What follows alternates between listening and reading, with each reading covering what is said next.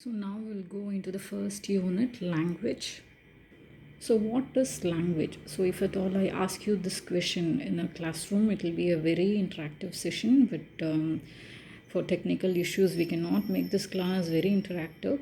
So if at all I ask what is language to the students, they will be telling language is used for communication.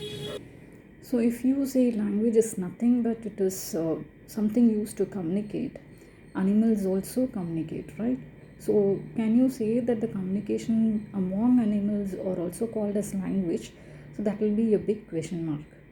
So here lies the difference between human beings and animals. So everyone communicates, but still the way we communicate, and again you have to remove here all types of other communications done by the human beings, like making signals or facial expressions or hand gestures or whatever may be like. So here in this paper, English Language and Linguistics, what they mean by language is something apart from the communication which is done by the animals or even the human beings who are using their gestures or signs or facial expressions for communications. So all these communications are exceptions that you have to remove from your mind when you are into this unit called as language. So, as I was telling you in the introduction, it is purely a science. So, now what is actually language? What is the definition of language? So, when you are looking into what is language, there are several philosophers or critics or linguists who has defined language on their own style.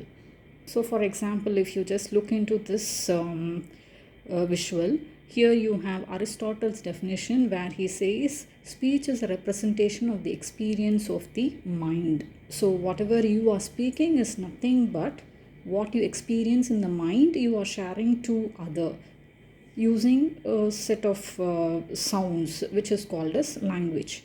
Again, here is another linguist called as Sapir, where he defines language as a purely human and non-instinctive method of communicating ideas, emotions and desires by means of a system of voluntarily produced symbols. So here is telling that language is something which is a non-instinctive method of communicating ideas.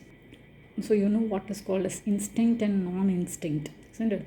So that's what he means here. I mean, language is actually imbibed, and again when you have already imbibed the language, that becomes a voluntary system. Okay, so if you want to communicate something what is kept in your mind, there is a non-instinctive method where the volunteered sounds, no, which has been imbibed by a particular individual, it comes out in the form of language. And if you look into the other linguist called as Bloch and Trager, how he is defining languages. A language is a system of arbitrary vocal symbols by means of which a social group cooperates. So what do you mean by system of arbitrary? Arbitrary is nothing but it means like there is no logical connection between the word and what the word stands for. For example, if we take the name like pen, P in pen, you know what is a pen. But why the pen is called as pen but not pencil? So that is what here he means by arbitrary. Do you understand now? So for example, you can take a girl's name, like we will take Satvika's name. So why Satvika is named as Satvika and not something else, maybe like Rosie or something like. So even if she is called as Rosie, everything will be same, isn't it? So that is what is meant by arbitrary. So all the words that come in language, no, so the all the words are arbitrary, meaning that there is no logical connection between the word and the what the word stands for. Okay, so if you are telling rose, why rose is called as a rose and not lily? So if you are calling a rose as lily, nothing is going to be changed. So it means that the name is just a name. So here again you have many definitions given by various people, and in the first you have Bloomfield's definition.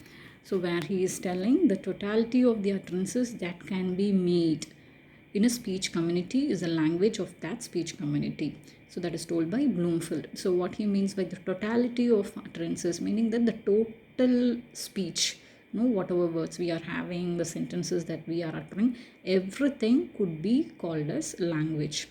So here you can see various definitions given by various linguists. So maybe you can be thorough with at least 3 to 4 definitions for better understanding of the definition of language.